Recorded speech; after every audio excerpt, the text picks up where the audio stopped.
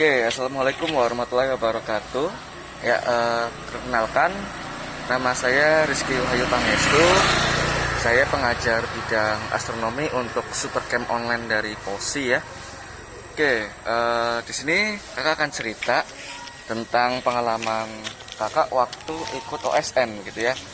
Oh ya, dulu kakak OSN tahun 2011 di Manado ya. Nah, di OSN kakak mendapatkan medali perunggu ya di OSN waktu itu. Terus alhamdulillah sampai ke pelatnas dan menjadi timnas ya, timnas untuk ke International Astronomy Olympiad tahun 2012. Di sana mendapatkan medali perunggu juga. Waktu itu IAO-nya di Korea Selatan ya, kota Gwangju. Kalau kalian sering nonton drakor kayaknya tahu sih Gwangju ya gitu ya. Oke, karena waktu itu kakak masih kelas 10, jadi waktu kelas 11 nya ikut lagi ya. Tapi ada aturan, jadi nggak boleh ikut OS lagi kalau misalkan udah pelatnas 2 gitu ya. Jadi karena kakak waktu itu dapat medal perunggu IAO, diundang lagi untuk pelatnas tahun keduanya ya gitu, tahun 2013 ya. Dan di sana kakak terpilih juga jadi timnas untuk IOAA International Olympiad of Astronomy and Astrophysics di Yunani ya tahun 2013 dan dapat honorable mention gitu. Oke, cerita-cerita tentang pengalaman kakak waktu itu. Oke, nah apa aja sih yang kakak lakuin ya untuk mendapatkan medali atau sampai ke nasional atau bahkan internasional ya. Oke, jadi apa yang kakak lakuin itu sebenarnya simple ya. Pasti banyak yang lakuin, ini default banget. Oke, default banget. Jadi kakak ya belajar gitu ya, sama lah kayak lain-lain gitu. Cuma di sini yang jadi kata kuncinya adalah komitmen ya, continuity ya. Jadi belajarnya itu tiap hari untuk olimpiade gitu, dan kalian itu harus kayak gitu juga kayak gitu. Oke, nah bukan masalah sehari itu atau belajarnya kalian sampai 4 jam 5 jam, enggak. Cukup luangkan waktu belajar 1 jam setiap harinya untuk belajar OSN tentunya ya, bidang OSN kalian gitu. Jadi kalau yang astronomi, cobalah kalian sisihkan waktunya untuk belajar astronomi 1 jam setiap hari kayak gitu. Oke. Nah, terus belajarnya kayak gimana? Belajarnya itu sesuai dengan tipe kalian nih gitu. Kalau misalkan tipe kakak waktu itu visual gitu, jadi lebih suka baca ya, baca terus di garis-garisin nih gitu, atau diwarnain, atau juga ditulis ulang, bikin resume gitu ya, ringkasan. Karena kalau tipenya visual sama kinetik kayak gitu. Jadi belajarnya sambil baca lebih bagus lagi kalau bukunya ada gambar berwarna gitu ya, karena visual gitu ya, sama kinetik, jadi harus sambil coret-coret. Jadi tadi itu ya, salah satu caranya atau kuncinya adalah kesinambungan belajar ya. Jadi belajarnya tiap hari, bukan masalah belajarnya sehari itu 4 jam, 5 jam, 6 jam, bukan. Jadi kesinambungan, belajar 1 jam aja setiap hari kayak gitu. Karena ada paradoks di mana yang membuat gigi kita sehat itu bukan karena kita bersikat gigi 5 jam, 4 jam untuk 1 hari ya kan. Tapi membuat gigi kita sehat adalah kita setiap hari menyikat gigi. Nah, 1 kali nyikat gigi kan cuma 2 menit gitu kan. Tapi rutinitas itu yang membuat gigi kita sehat. Nah, kayak gitu jadinya gitu ya. Sama kayak untuk belajar ya.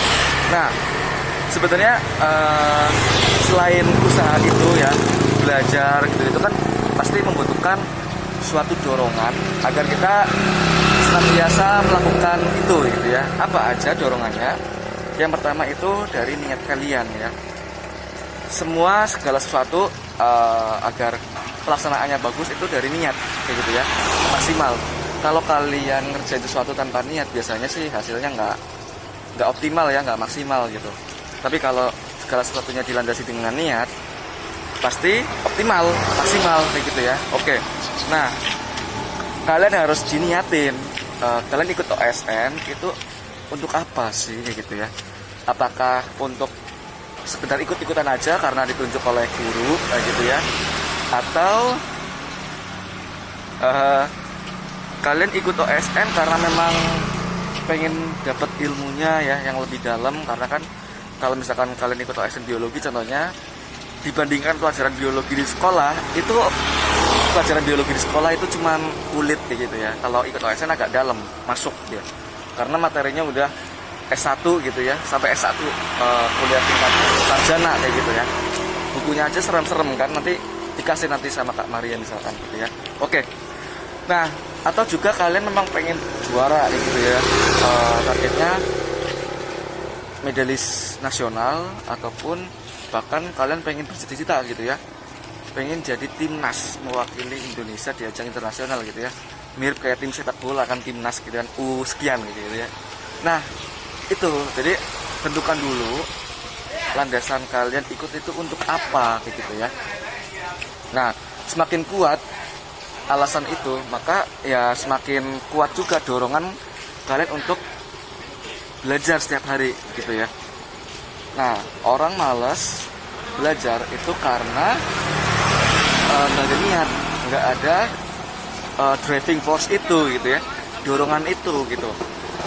Sebenarnya kalau misalkan ada pertanyaan orang lain gitu ya, Kak, gimana caranya mengatasi malas? Ya, gimana cara mengatasi malas ya, kita harus punya driving force gitu ya, atau tenaga dorong gitu ya, yang dengan kata lain niat kita sendiri kayak gitu ya. Kita melakukan sesuatu itu tujuannya apa itu, oke? Nah, terus selanjutnya itu ikut OSN itu sesuai dengan bakat dan minat kalian gitu ya. Tapi karena berhubung kalian udah ini calon peserta KSNP ya, pastilah bakat dan minatnya kalian udah matching kan, karena kan terbukti udah lolos KSNK ya, kabupaten gitu. Jadi itu it's not problem ya. Itu berarti kalian udah terbukti sesuai dengan minat dan bakat kayak gitu ya.